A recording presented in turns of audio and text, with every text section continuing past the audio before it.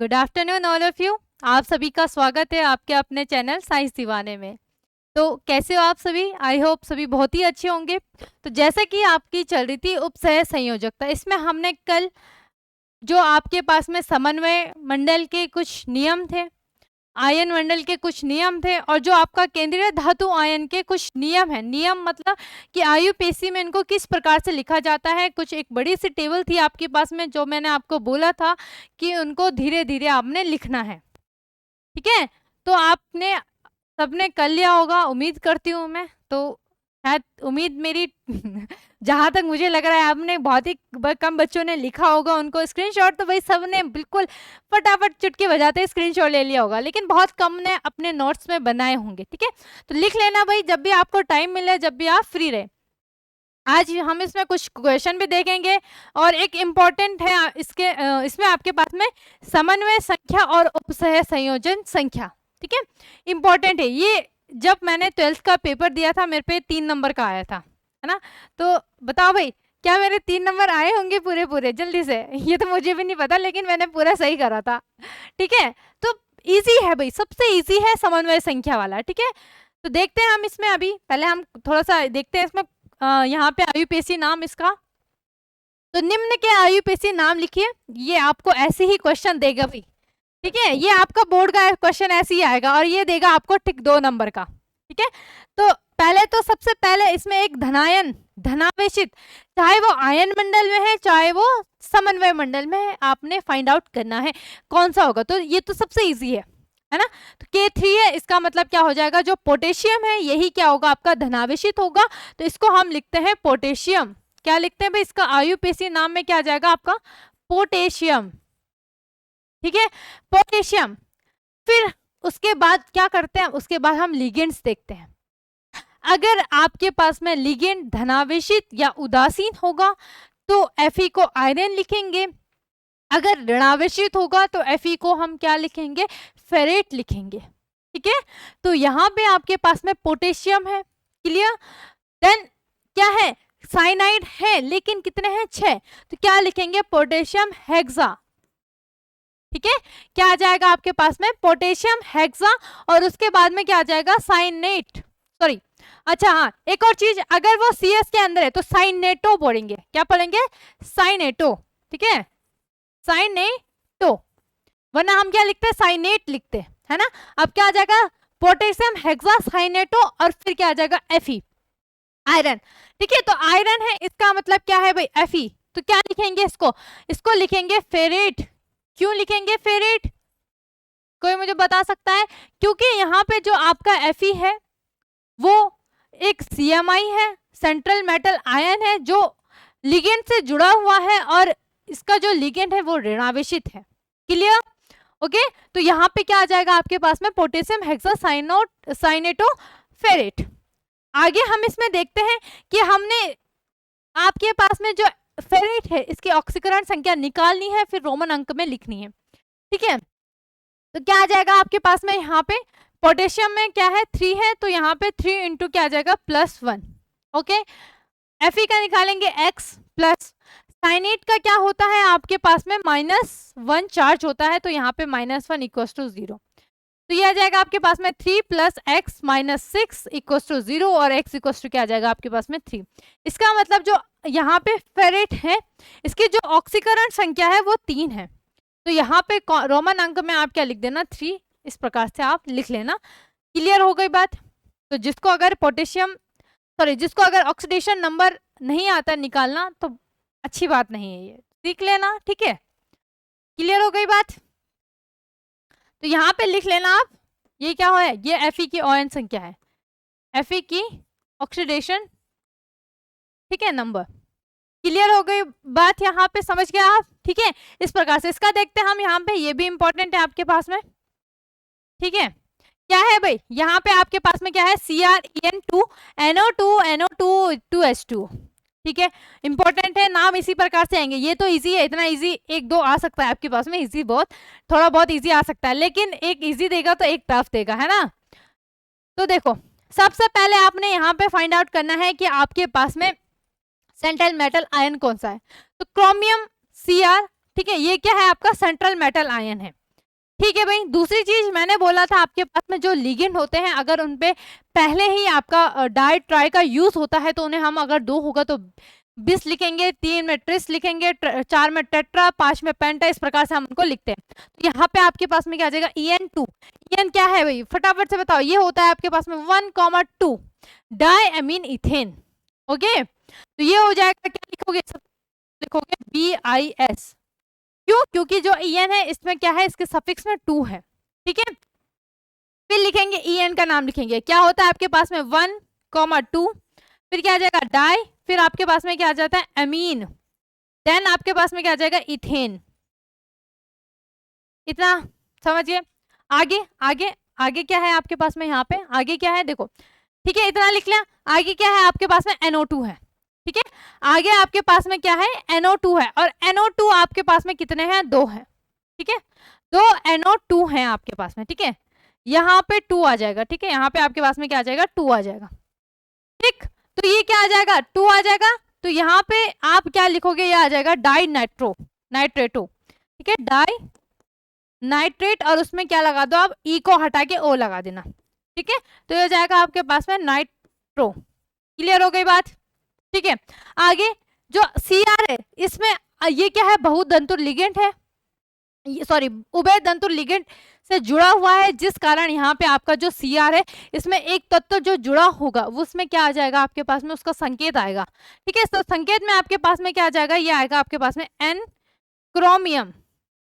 ठीक है, N chromium, और इसकी ऑक्सीडेशन संख्या अगर आप निकालोगे तो यहाँ पे 3 आ जाएगी। ये आपके लिए होमवर्क होगा, क्रोमियम की ऑक्सीडेशन संख्या आपने निकालनी है। ठीक है, और फिर क्या आ जाएगा आपके पास में, देखो H2 बाहर होता है तो उसको हम क्या लिखते हैं, डाईहाइड्रेट लिखते हैं, है ना। तो यहाँ पे आपके पास में क्या आ जाएगा, फिर ये आ जाएगा नाइट्राइट डाईहाइड्राइट। ठीक है, डाईहाइड्रेट, ये इसका नाम हो जाएगा। क्लियर हो गई बात। क्या हो जाएगा यहाँ पे आपके पास में BIS 1,2 डाई अमीन डाई नाइट्रोटो एन क्रोमियम। इसकी ऑक्सीडेशन संख्या कितनी है, 3 आ जाएगी। ये आपके लिए होमवर्क हो जाएगा। क्या क्या आपने CR की ऑक्सीकरण संख्या निकालनी है, नाइट्रेट डाईहाइड्रेट। क्लियर हो गई बात। आगे देखते हैं हम इसमें आगे क्या है कि यदि CS आयनीकृत हो, इसका नाम नियमानुसार लिखकर अंत में हम क्या लगा देते हैं, यहाँ पे हम आयन लिखते हैं। ठीक है, इसको आप इरेज करके लिख देना यहाँ पे ये क्या लिखता है, हम इसको आयन लिखते हैं। ठीक है, क्या आ जाएगा यहाँ पे आपके पास में आयन, ION। समझ गए। ठीक है, आयन लिखा जाता है, जैसे हम इसमें देख लेते हैं एग्जाम्पल में, एग्जाम्पल देखते हैं हम इसमें। ठीक है, तो क्या है Fe2। ठीक है, FeI2 H2O का होल सफिक्स 2 NH2 का होल ट्वाइस। ठीक है, तो किस प्रकार से हम यहाँ पे लिखेंगे आपके पास में, तो ये आ जाएगा आपका डाई। अब बताओ, पहले अल्फाबेटिक आएगा, तो डाई के बाद क्या आ जाएगा, सबसे पहले अमीनो आएगा। ठीक है, क्या आ जाएगा आपके पास में अमीनो, NH2 होता है ना, क्या लिखते हैं, अगर ये CS के अंदर होगा तो इसको क्या लिखते हैं अमीनो। देन इसके बाद अल्फाबेटिक में क्या आ जाएगा, देखो H2O सफिक्स के अंदर, सॉरी CS के अंदर है, समन्वय मंडल के अंदर है, तो क्या लिखेंगे एक्वा। तो क्या आ जाएगा आपके पास में diaqua, diaqua. Clear हो गई बात। फिर क्या है I2, I2 को क्या लिखेंगे आयो, क्या लिखेंगे इसको आयो। ठीक है, आयोडाइड को क्या लिखेंगे, वहां से हम ई को हटा के ओ लगा देंगे। ठीक है, तो ये हो जाएगा IODIDO आयोडो। ठीक है, फिर क्या आ जाएगा आपके पास में यहाँ पे, अब ये यहाँ पे अगर आप देखो जो NH2O सॉरी जो H2O है, ठीक है, जो आपके पास में क्या है H2O है, H2O क्या है, ये उदासीन है, और NH2 क्या है, ये एक ऋणावेशित है, I भी क्या है ऋणावेशित है, तो इसको हम आयरन नहीं लिखेंगे, क्या लिखेंगे फेरेट लिखेंगे। तो डाई एमिनो डाई एक्वाइडो, और यहाँ पे आपके पास में क्या आ जाएगा फेरेट। ठीक है, क्या आ जाएगा आपके पास में फेरेट। समझ गए इतनी बात। ठीक है, क्या आ जाएगा यहाँ पे आपके पास में फेरेट, और फेरेट के बाद क्या आ जाएगा आपके पास में, देखो यहाँ पे अगर आप इसकी ऑक्सीडेशन संख्या निकालोगे तो यहाँ पे आएगा 3, रोमन में लिख देना और यहाँ पे लिख देना आयन। क्लियर हो गई बात। आगे देखते हैं यहाँ पे आपके पास में क्या है भाई, यहाँ पे है आपके पास में CREDTA, इसकी फुल फॉर्म, और इसका आयुपेसी नाम, ठीक है, इसका आयुपेसी नाम आईयूपीएसी नेम और जो इसकी ऑक्सीडेशन संख्या है किसकी, क्रोमियम की ऑक्सीडेशन संख्या, ये आपके लिए होमवर्क हो जाएगा। ठीक है, ये क्या हो जाएगा आपके लिए होमवर्क हो जाएगा, इसको आपने बताना है भाई।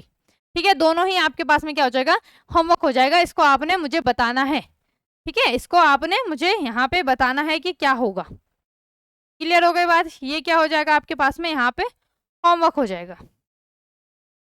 ठीक है भाई, समझ गए सब। ठीक है, ये आपने मुझे कमेंट सेक्शन में इसका आंसर देना है कि क्या होगा भाई, जो आपके पास में CREDT है इसका होल ट्वाइस और इसके पावर में -4 चार्ज है, इसका आपने मुझे बताना है कि इसका आईयूपीएसी में नाम क्या होगा और क्रोमियम का यहाँ पे ऑक्सीडेशन संख्या क्या होगी। ठीक है, एक और है कोबाल्ट En2S2O का होल ट्वाइस और आपके पास में क्या हो जाएगा +2 है। ठीक है, तो इसको किस प्रकार से लिखेंगे, देखो सबसे पहले क्या आ जाएगा आपके पास में, अल्फाबेटिक में आ जाएगा। पहले क्या आएगा, ये आएगा आपके पास में बाई, आईयूपीएसी नाम है एक्वा, फिर BIS, फिर क्या लिखेंगे En को क्या लिखते हैं 1,2, डाई एमीन इथेन, ये लिखते हैं। क्लियर हो गई बात, इतना लिख लिया। फिर क्या आ जाएगा आपके पास में, ये आ जाएगा आपके पास में कोबाल्ट। ठीक है, क्या आ जाएगा यहाँ पे आपके पास में कोबाल्ट। ठीक है भाई, समझिए। और यहाँ पे इसके जो ऑक्सीडेशन संख्या होती है वो होती है 2 और यहाँ पे ये आ जाएगा आपके पास में आयन। क्लियर सभी को इतनी बात, ठीक है, समझ गए। इजी है यार, ज्यादा टफ नहीं है। एक बार अगर आपने समझ लिया और प्रैक्टिस कर ली तो कहीं पे भी आपको कोई दिक्कत नहीं आएगी। ठीक है, तो फटाफट से स्क्रीनशॉट ले लो अगर जिसने नहीं लिया है। ठीक है, कहाँ से, यहाँ से आप स्क्रीनशॉट ले लो भाई। ठीक है, इसका भी ले लो आप यहाँ पे। ठीक है, ये भी हो गया। ये आगे देखते हैं, इसमें आपके पास में आगे क्या है, इंपॉर्टेंट है भाई। आगे है आपके पास में किसी उपसह संयोजक यौगिक की समन्वय संख्या या उपसह संयोजक संख्या किसे कहते हैं, उदाहरण द्वारा समझाइए। इंपॉर्टेंट है, 2-3 नंबर में आपको पूछ सकता है। ठीक है, तो क्या है आपके पास में, पहले हम देखते हैं आपका।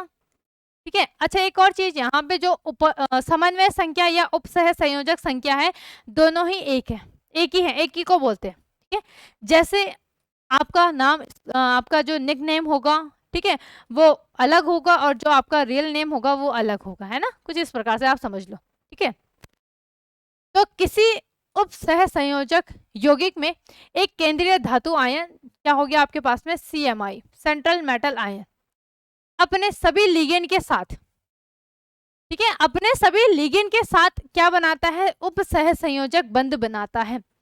वह संख्या केंद्रीय धातु आयन की समन्वय संख्या, ठीक है, और उपसह संयोजन संख्या कहलाती है। इसे निम्न सूत्र द्वारा हम क्या कर सकते हैं, ज्ञात कर सकते हैं। दोबारा पढ़ते हैं, क्या बोल रहा है कि किसी उपसह संयोजक यौगिक में केंद्रीय धातु आयन अपने सभी लिगेंड के साथ कुल जितने उपसह संयोजक बंध बनाता है। ठीक है, क्या बोल रहा है यहाँ पे आपके पास में कि कोई धातु आयन है, सेंट्रल मेटल आयन है, वो जितने लिगेंडों के साथ, जितने उपसह संयोजक द्वारा के साथ बंध बनाता है उसे हम क्या बोलते हैं, समन्वय संख्या या उपसह संयोजन संख्या कहते हैं। क्लियर हो गई बात, ठीक है। तो यहाँ पे आप लिख लेना, यहाँ पे Cn इक्वल टू, एग्जाम्पल में हम देखते हैं, अगर आपके पास में जो लिगेंड होगा, ठीक है, वो अगर 1 होगा तो ये क्या होगा आपके पास में, MD पढ़ा है ना हमने, क्या होता है आपके पास में, मोनोडेंटेट, एक दंतुर लिगेंड। ठीक है, क्लियर हो गई बात, ठीक है। अगर 1 होगा तो एक दंतुर लिगेंड, 2 होगा तो यहाँ पे क्या आ जाएगा, BD, ठीक है, बाय डेंटेट या द्विदंतुर लिगेंड। क्लियर हो गई बात, 3 होगा तो क्या लिखोगे, ट्राई यहाँ पे आपके पास में डी डेंटेट। ठीक है, 4 होगा तो 4 में क्या लिखोगे, 4 में टेट्रा, 4 में क्या लिखोगे आप, टेट्रा, और यहाँ पे डी डेंटेट लिख देना। ठीक है, डी इक्वल्स टू आप क्या लिख देना यहाँ पे, डी इक्वल्स टू डेंटेट, या हम इसको क्या बोलते हैं, दंतुर। समझ गए, इतनी बात आई समझ में, है ना। एग्जाम्पल देखते हैं हम, यहाँ पे एग्जाम्पल हम इसको देख लेते हैं, एग्जाम्पल लेते हैं हम इसके। ठीक है, हम इसके एग्जाम्पल देख लेते हैं। इसके एग्जाम्पल देखते हैं हम यहाँ पे, ठीक है। एक एग्जाम्पल लिया मैंने आपके पास में एम, ठीक है। एम क्या हो गया यहाँ पे आपके पास में, ठीक है, मेटल आयन ले लो आप यहाँ पे इस तरीके से समझो, या इसका हम अगर अणु सूत्र एग्जाम्पल ले लेते हैं। मैंने लिखा यहाँ पे आपके पास में एम, ठीक है, फिर मैंने लिखा आपका NH3 का होल थ्राइस, और यहाँ पे लिख दिया मैंने OH2 का होल थ्राइस। क्लियर हो गई बात, ठीक है। और यहाँ पे आ गया आपका +2 चार्ज। क्लियर हो गई बात, इसको लिखेंगे हम, ठीक है। इसको हमने लिखना है किस प्रकार से लिखेंगे हम, ठीक है। तो यहाँ पे कुछ इस प्रकार से ये जुड़ा होगा आपके पास में, ठीक है। यहाँ पे आपका H2O H2O H2O NH3 NH3, और यहाँ पे भी आपके पास में क्या आ जाएगा, ये NH3 आ जाएगा। क्लियर हो गई बात। अब अगर हम इसकी समन्वय संख्या यहाँ पे अगर हम इसका देखते हैं कि आपके पास में जो CN है, ठीक है, जो आपके पास में यहाँ पे क्या है CN है, ये क्या हो जाएगा, सॉरी CN नहीं आएगा, ये ऑक्सीडेशन नंबर आएगा, ठीक है। जो यहाँ पे अगर आप समझो इसको ऑक्सीडेशन नंबर, तो यहाँ पे देखो, या आप इसको क्या समझ, आप इसको एक काम करो, यहाँ पे जितने ये उप सह संयोजक बंध द्वारा, है ना, जितने कोऑर्डिनेशन नंबर, है ना, CN क्या हो जाएगा यहाँ पे आपके पास में कोऑर्डिनेशन नंबर, उप सह संयोजक बंधों की संख्या। अब यहाँ पे आप देखो कितने उप सह संयोजक बंधों से ये जुड़ा हुआ है, ठीक है। ये आपका जो M है ये कितने उप सह संयोजक बंधों द्वारा जुड़ा है, तो काउंट करो कितना है, 1 2 3 4 5 6, ठीक है। तो यहाँ पे क्या लिखोगे आप 6, ठीक है। तो क्लियर हो गई बात कि जितने कोई आपके पास में क्या है धातु आयन है, वो जितने लिगेंडों से, वो कोई धातु आयन लिगेंडों से जितने उपसह संयोजक बंधों द्वारा जुड़े होते हैं उन्हें हम क्या बोलते हैं, समन्वय संख्या या उपसह संयोजन संख्या। तो यहाँ पे लिख लेना, क्या लिखोगे यहाँ पे कि M धातु की समन्वय संख्या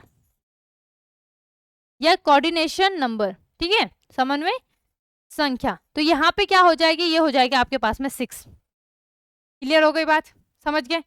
एक और एग्जांपल देखते हैं हम, एक और यहाँ पे एग्जांपल देखते हैं भाई, ठीक है। दूसरा एग्जांपल ले लिया मैंने आपके पास में, दूसरा एग्जांपल ले लेते हैं यहाँ पे, ठीक है। दूसरा एग्जांपल मैंने लिया आपके पास में Zn, और यहाँ पे En का होल ट्वाइस, ठीक है, Zn En का होल ट्वाइस, और कैपिटल ब्रैकेट में आपके पास में क्या आ जाएगा +2 चार्ज, ठीक है। समझ गए इतनी बात। तो इसको भी लिखेंगे, तो किस प्रकार से लिखेंगे, जिंक मिड में आ जाएगा, यहाँ पे आपके पास में क्या आता है NH3, ठीक है, यहाँ पे भी आपके पास में क्या आता है NH3, ये कुछ इस प्रकार से यहाँ पे जुड़ा होता है NH3 NH3 NH3, और यहाँ पे भी आपका NH3, ये जुड़ा होता है यहाँ पे CH2 single bond as it is. यहाँ पे भी ये तो याद हो गया होगा आपको ना, CH2, और यहाँ पे भी आपके पास में क्या आ जाएगा CH2। क्लियर हो गई बात, जिसे हम किलेट भी बोलते हैं, याद आ रहा है भाई, किलेट वाला भी याद आ रहा होगा, है ना। तो यहाँ पे अगर आप यहाँ पे जो धातु लिगेंड है, सॉरी जो धातु आयन है, सेंट्रल मेटल आयन है जिंक, ये देखो अगर ये कितने उपसह संयोजक बंधों द्वारा जुड़ा है, तो ये जुड़ा है आपके पास में कितने उपसह संयोजक बंधों द्वारा, ये 4 जुड़ा है, तो इसकी जो समन्वय संख्या हो जाएगी वो 4 हो जाएगी। या आप इसको किस प्रकार से लिखो, ठीक है, या आप पता क्या लिखो, यहाँ पे कोऑर्डिनेशन नंबर में आपके पास में क्या आ जाएगा, आप यहाँ पे कोऑर्डिनेशन नंबर में डाल देना CN, ठीक है भाई, और इक्वस टू आपके पास में क्या आ जाएगा, इक्वस टू में क्या आ जाएगा आपके पास में कितने उपसह संयोजक बंधुओं द्वारा जुड़ा है आपके पास में, या तो लिख लेना 2 × 2 4 लिख देना, या डायरेक्ट 4 लिख देना, ठीक है। 2 × 2 4 लिख देना, या डायरेक्ट आप यहाँ पे क्या लिख देना 4 लिख देना, मतलब NH3 2 हो गया, और यहाँ पे 2 2 दूना 4, ठीक है। क्लियर हो गई बात, समझ गए इतनी बात, ठीक है भाई, समझ गए। तो इसकी जो आपके पास में जो जिंक है Zn है, Zn की समन्वय संख्या कितनी हो जाएगी, यहाँ पे आपके पास में 4 हो जाएगी। कितनी हो जाएगी, Zn की समन्वय संख्या आपके पास में यहाँ पे 4 हो जाएगी। फटाफट से स्क्रीनशॉट ले लो भाई इसका, तो आप फटाफट से यहाँ पे स्क्रीनशॉट ले लो, फिर हम इसमें आगे देखते हैं आगे क्या है आपके पास में, ठीक है, आगे क्या है। आगे देखते हैं इसमें, ठीक है। आगे क्या है आपके पास में कि निम्न यौगिकों में धातु तत्वों की उपसह संयोजन संख्या ज्ञात कीजिए, ठीक है। उपसह संयोजन संख्या तो मैं आपको बता दूंगी, लेकिन आपका काम क्या है यहाँ पे, काम क्या है भाई, आपने क्या करना है यहाँ पे, आपने इनका आईयूपीएसी नाम लिखना है। दोनों का आईयूपीएसी नाम आपने मुझे बताना है क्या है भाई, ठीक है। आईयूपीएसी नाम आपके लिए होमवर्क हो जाएगा, आईयूपीएसी नेम क्या हो जाएगा आपके लिए, या होमवर्क हो जाएगा दोनों के, तीनों के। अभी एक और है, ठीक है। ये क्या करोगे आप होमवर्क में या कमेंट में आप मुझे इसका आंसर दे देना, ठीक है भाई, कमेंट में आंसर दे देना, ठीक है। दोनों का आईयूपीएसी नाम इसका देखते हैं हम आपके पास में। अगर मैं यहाँ पे संरचना बनाऊं सीओ की, तो क्या है C2H2 का होल ट्वाइस, ठीक है। क्या है आपके पास में C2H2 का होल ट्वाइस, ठीक है। तो यहाँ पे क्या है आपका C2H2, ठीक है भाई, C2H2, ठीक है। और यहाँ पे फिर क्या है दूसरा आपके पास में, इसके होल ट्वाइस है, ठीक है। या फिर हम इसको पता क्या लिखेंगे, या आप इसको डायरेक्ट ऐसे लिख दो कि मतलब जो CO है ये कुछ आपके पास में 1 2 3 4 5 6 छह उपसह संयोजन बंधों द्वारा यहाँ पे आपके पास में जुड़ा हुआ है NH3, या आगे आपके पास में NH3, ठीक है भाई, समझ गए इतनी बात में। और यहाँ पे दो जुड़े हैं आपके पास में, दो NH2 है ना, ठीक है। दो क्या है आपके पास में NH2 है, दो NH2 C2H2, और यहाँ पे भी आपके पास में क्या हो जाएगा C2H2, ठीक है। तो C2H2 का अगर हम यहाँ पे इनकी दंतता की प्रकृति देखते हैं, ठीक है, इनके अगर हम दंतता की प्रकृति देखते हैं तो C2H2 की कितनी होती है, 2 होती है, और NH3 की क्या होती है, 1 होती है।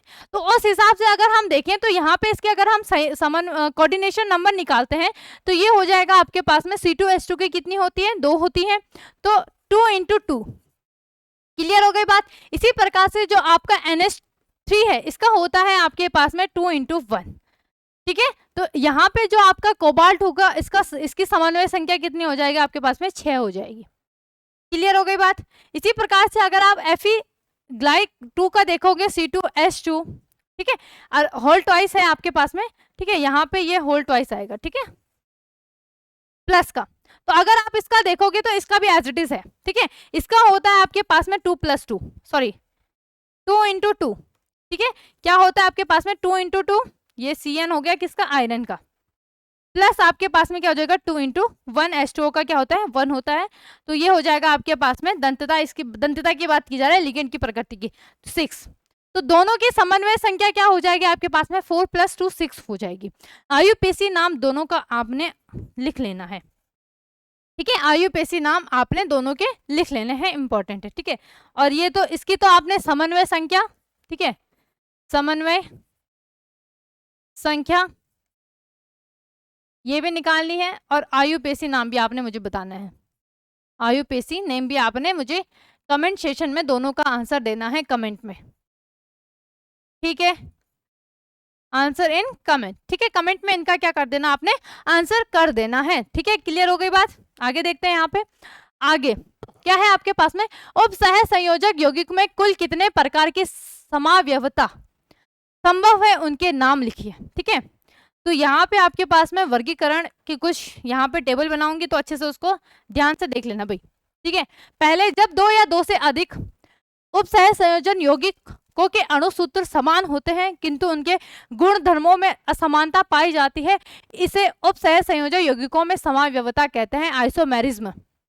इसके बारे में हमने पढ़ा है, कहाँ पढ़ा है, 11th क्लास में अच्छी तरीके से हमने समावयवता के बारे में पढ़ा है, ठीक है। तो उपसंयोजन यौगिकों में यह निम्न प्रकार की क्या होती है आपके पास में, प्रकार की होती है, ठीक है। तो यहाँ पे सबसे पहले आपने लिखना है उपसह संयोजन यौगिकों की समावयवता, ठीक है। तो लिख लेते हैं हम, यहाँ पे आपके पास में क्या आ जाएगा, उपसह संयोजक यौगिकों की समावयवता, समावयवता, ठीक है। तो इसको 2 प्रकार से यहाँ पे आपके पास में वर्गीकृत किया गया है, ठीक है। क्या किया गया है आपके पास में, 2 प्रकार से वर्गीकृत किया है, एक है संरचना के आधार पर और एक है त्रिविम संरचना पे, ठीक है। तो कुछ इस प्रकार से आप इसको लिखना, पहला आप लिखना यहाँ पे आपके पास में, ठीक है। पहला क्या लिखोगे, पहला है आपके पास में ठीक है, पहला है संरचनात्मक। ठीक है, पहला क्या है आपके पास में ठीक है, पहला है आपके पास में संरचनात्मक समावयवता, और दूसरा है आपके पास में त्रिविम समावयवता। दूसरा क्या है? त्रिविम समावयवता। ठीक है भाई, तो आपके पास में जो संरचनात्मक समावयवता है इसमें आपको 5 प्रकार के हैं। एक है आपके पास में आयनन समावयवता। ठीक है भाई, एक क्या है आपके पास में? ठीक है, एक है आपके पास में आयनन समावयवता। ठीक है, पहला है आपके पास में आयनन समावयवता। ठीक है, एक है आयनन क्या है आपके पास में? आयनन समावयवता। दूसरा है आपके पास में हाइड्रेट समावयवता। हाइड्रेट समावयवता। तीसरा है आपके पास में आबंध समावयवता। आबंध समावयवता। ठीक है, तीसरा क्या है आपके पास में? आबंध समावयवता। ठीक है, और चौथा है आपके पास में उपसह संयोजक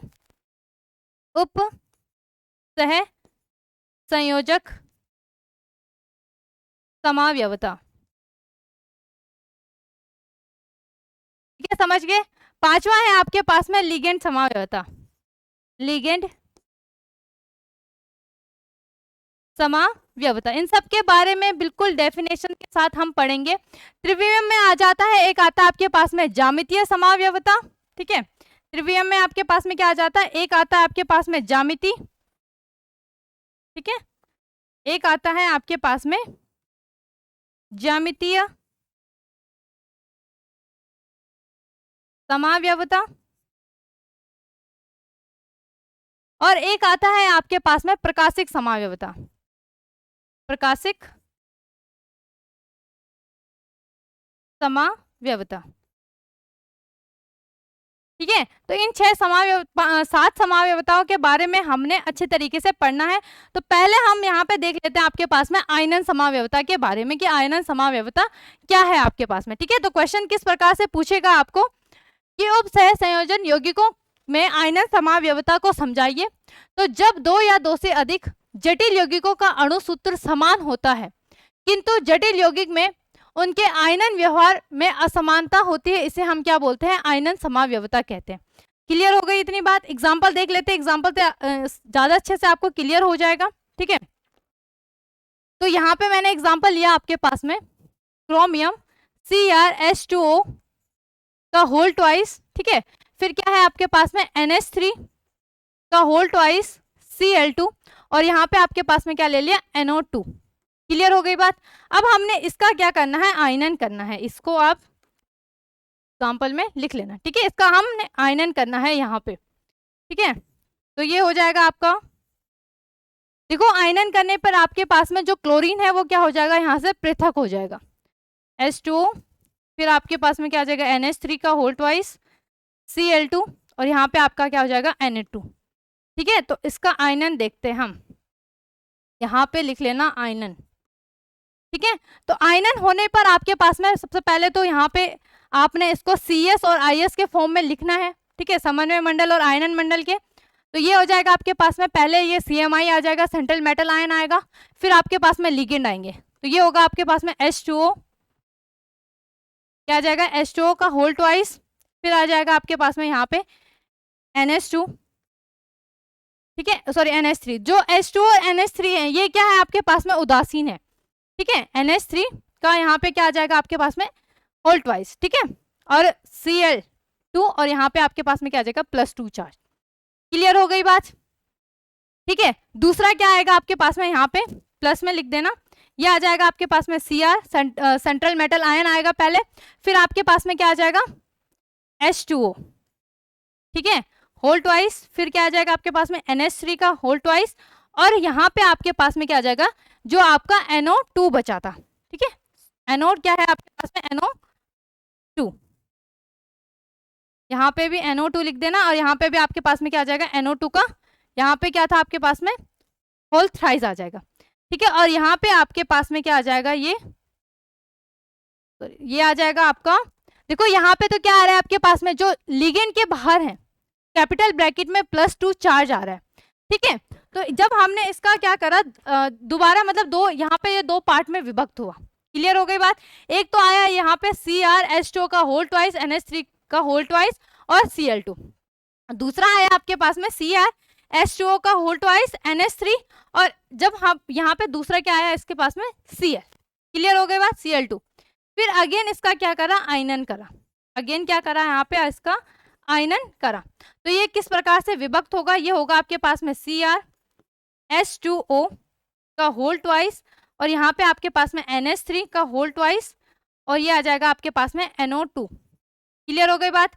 और NO2 यहाँ पे इसको कैपिटल ब्रैकेट में, और यहाँ पे आपके पास में क्या आ जाएगा, +2 चार्ज, और 2 क्लोरीन आपका क्या हो जाएगा, यहाँ पे अलग हो जाएगा, क्लियर हो गई बात, ठीक है। क्या हुआ यहाँ पे आपके पास में, हमारे पास में एक यौगिक था जिसका हमने आयनन करा, ठीक है। तो क्या होता है कि जब 2 या 2 से अधिक जटिल यौगिकों का अणुसूत्र क्या होता है, समान होता है, लेकिन जटिल यौगिक में आयनन व्यवहार होता है, ये क्या हो जा, ये यहाँ पे क्या हो गया, ये असमान हो जाते हैं, ठीक है। तो यहाँ पे एक समाव्यवस्था उत्पन्न हो जाती है, जिसे हम क्या बोलते हैं, आयनन समाव्यवस्था कहते हैं, क्लियर हो गई बात इतनी, ठीक है।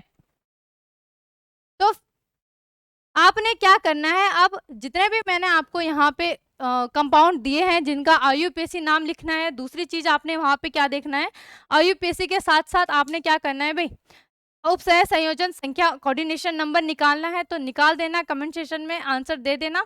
तो फिलहाल हम आज के लिए इतना ही रखते हैं, मिलते हैं नेक्स्ट डे नेक्स्ट टॉपिक के साथ, धन्यवाद।